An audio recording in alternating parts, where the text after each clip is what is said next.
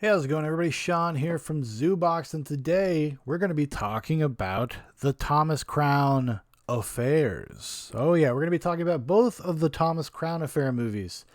There's the one from 1968, and then about 31 years later, they released another one in 1999. So we're going to be getting into both of those movies, talking about kind of the differences between them, whether I like them at all, either of them, which one is better, which one is worse, pros and cons, etc., etc. So let's just get right into the 1968 film. It's directed by Norman Jewison, written by Alan Trustman. It stars Steve McQueen, Faye Dunaway, Paul Burke, Jack Weston, Bill McGuire, Addison Powell, Astrid Heron, Yaphet Kotto, Richard Bull, Peg Shirley, Patrick Horgan, and others. The plot synopsis is a debonair, adventuresome bank executives believe he has pulled off the perfect multi-million-dollar heist, only to match wits with a sexy insurance investigator who will do anything to get her man. So I'd never seen the Thomas Crown Affair. It's kind of one of those things that's been on a list of movies to watch. You know, it's considered a classic cinema. And let's talk about it a little bit. Let's talk about just this one. So it's an interesting movie. It has kind of almost an experimental film vibe to it. Apparently there was a longer, much more straightforward, kind of coherent version of this movie. And what happened was they did a rough cut. They sent the rough cut to the composer, and the composer sent back 90 minutes of music. And he said, well, why don't we try this? And I guess he or the director, they were like, well, let's try this. Let's try to cut the movie based on the amount of music we have and try to do something like that. And that's what they ended up doing. Even the beginning is very stylish. It's got a lot of kind of, what would you call it? Split screen work done, where you see a lot of parallel action, a lot of things happening at the same time in different locations. And while it has a stylish sense to it, it's actually very functional. They were just trying to keep the movie as tight as possible. I'm not sure really what motivated that, honestly, but there it is. And then throughout the film, there's a lot of kind of montage sequences put to music. And it makes it all feel kind of abstract in a weird way. Like there's a plot that's happening and you can follow the story. Like the plot synopsis says, it's about this kind of rich guy who really wanted to just challenge himself, see if he could do something and get away with it. And it's this cat and mouse game between him and Faye Dunaway's character. And they're kind of just having a game of wits. Like, can they outsmart each other even while being involved with each other kind of romantically? There's a romantic relationship that develops over the course of the film. And she, I guess, is always at kind of odds with how she does her job relative to Thomas Crown. They kind of make an implication that she's a little bit of a big flirt. She even says that she's immoral at some point because of the way that she's approaching this case, because she's sleeping with Thomas Crown. And she's doing it while like developing a real honest relationship while also trying to catch him, because she has to prove it. He kind of confesses to her, but he's always very kind of coy about whether or not he robbed these banks.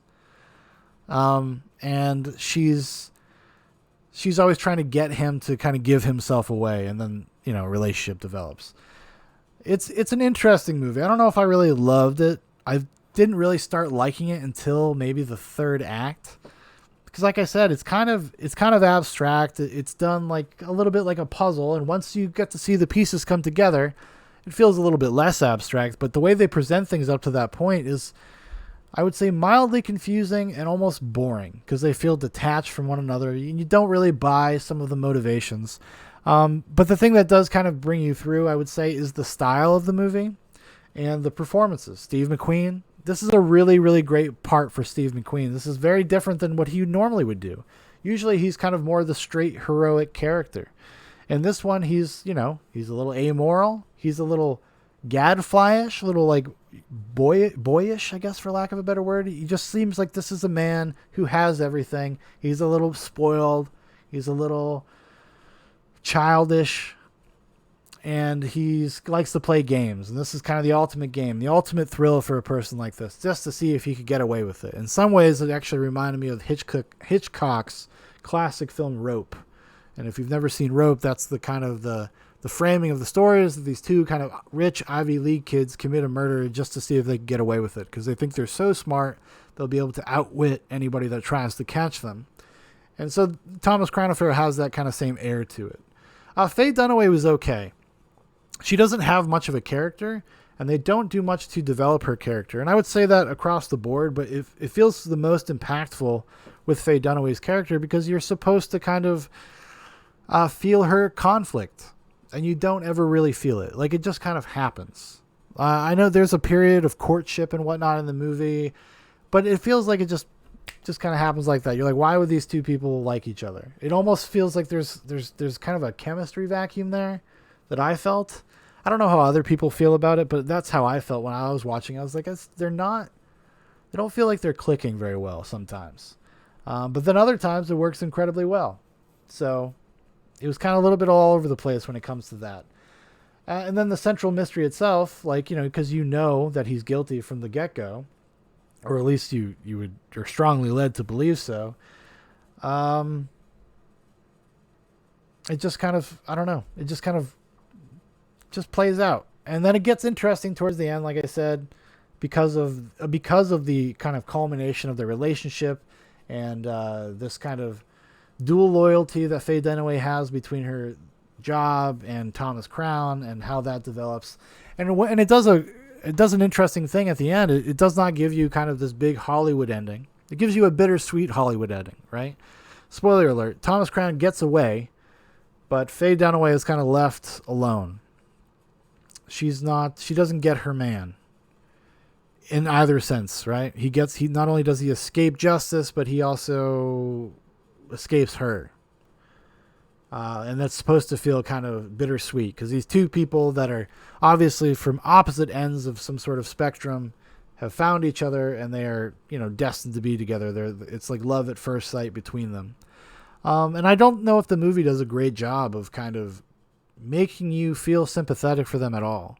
And part of that is, I think, just the nature of their characters. The fact that it is more interested in being like a clever, hip movie than maybe one that feels like it has weight to it. Is there a version of Thomas Crown Affair where that is different? Maybe. I don't know.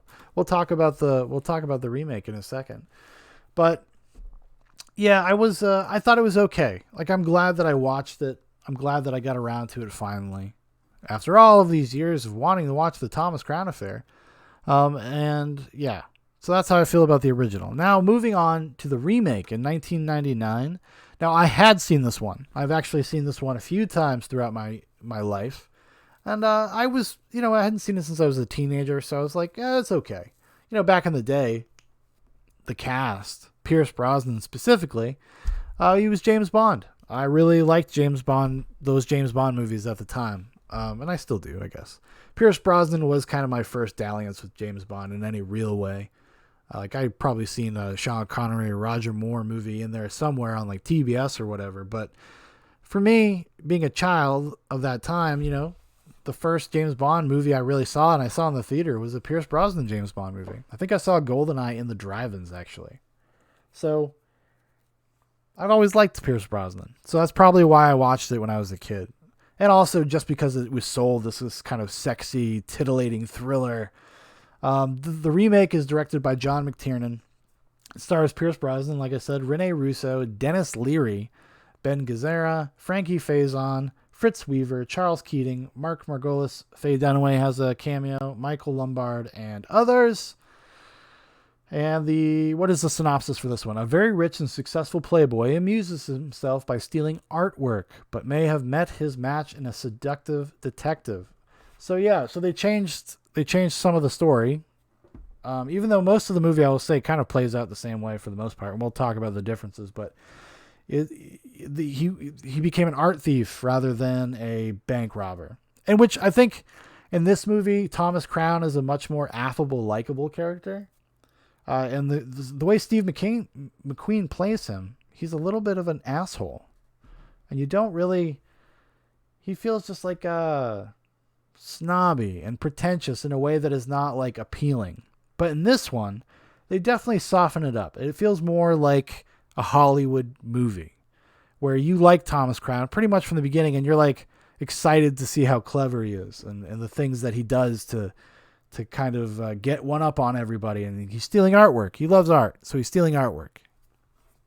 You know, and they build his character up as being this rich playboy debonair guy that just loves culture and loves high class, and that's just what he does. I guess that's what he does to get his rocks off, just like in the original one. Rene Russo steps in for Faye Dunaway, and Rene Russo is somebody I actually really enjoy. Was a big fan of her work in the 90s and whatnot. I mean, come on. Lethal Weapon 3, even Lethal Weapon 4 to a certain extent. I've always just kind of had an affinity for Rene Russo, but I do think she's slightly miscast here.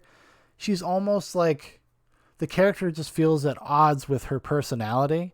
I will say this, though. She does give an actual performance. Rene Russo, usually when you hire her, she kind of just acts like Rene Russo.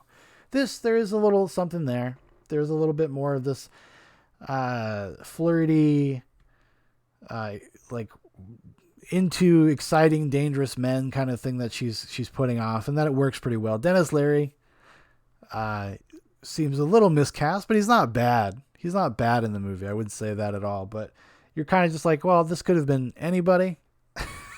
And if Dennis Leary is in competition with Pierce Brosnan for Rene Russo's affections, well, I don't know. I don't know how that came about. I don't know. John McTiernan made this, and if you don't know who John McTiernan is, I mean, this guy's made some of the best action movies ever. He made Predator, Die Hard. Is that it? Predator and Die Hard. Those are the ones that come to mind. And he feels a little anonymous here. I don't know. You can't really feel his authorial hand or anything like that. He seems like a jobber, like a job for him. I know he had a lot of tax problems. Maybe he needed some quick cash. He's like, yeah, dude, I'll do the Thomas Crown Affair remake. Sure. So some of the stuff that is different in the movie, like I said, he's stealing paintings, which kind of softens his character. But the biggest difference is the end of the movie. The end of the movie, not only does Pierce Brosnan's character outsmart everybody, and then just steals another painting and then gives it right back just to be that guy, just to show that he can. They end up together. You think that's not going to happen, but they end up together. In the original movie, Faye Dunaway is going to set up Steve McQueen, and he tricks her by sending a telegram guy, and he gives her a telegram, and the telegram is just like, the love we could have had, and yada, yada, yada. And this one, though, they just end up together, and then the movie kind of ends right after that. And which I don't know, it's like, well, is he still wanted? I guess if you steal something and give it right back, what is that? I don't know how that works legally. I'm sure it's still illegal. You still committed the act. So I'm assuming he's still wanted. But the thing I actually noticed the most in this, though, is how much more pleasant and straightforward the remake was. It was a lot more just like immediately enjoyable. The Thomas Crown from the 68, I would have to probably go back and give it another whirl, to be fair. To be fair to the movie, I would like to watch it again at someday. Not anytime soon, but someday I'd like to watch it again, because I really was kind of distracted by the way that they made the movie, and it made a lot of it fall flat for me. This one doesn't do any of that. It really kind of wants you to have fun. Feels more like an adventure movie almost, and part of the adventure is their burgeoning romance between the two characters and learning whether or not they can trust each other. So there's some fun stuff in there. It's one of these movies, these adult thriller dramas that is pleasantly mediocre. I'm not going to say you should run out and watch this movie, but if you come across it, if it's on, you're not going to be offended. You're not going to be offended by it. There's a lot of cool stuff in there in terms of performances, and some of the twists are actually okay. I don't think it's definitely not as clever as the writers think it is, which kind of made me feel the same way I did when I watched the original. I was like, this maybe is not as clever as you guys think it is. But yeah, I'd really like to watch the original again, because I feel like I missed something. I feel like there's a piece of that I just didn't, or maybe it's just not there. Like I said, they made a very stripped down on purpose kind of experimental movie, and for me, it didn't really work.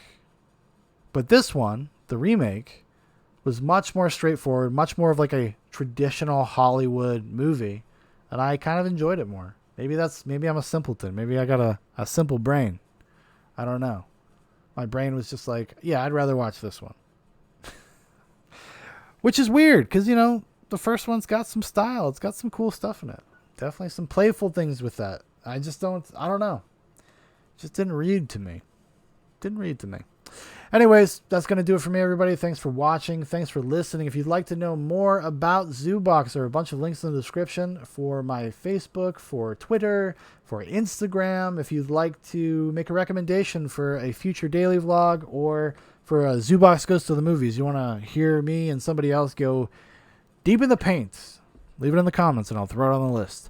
All right, everybody. Goodbye.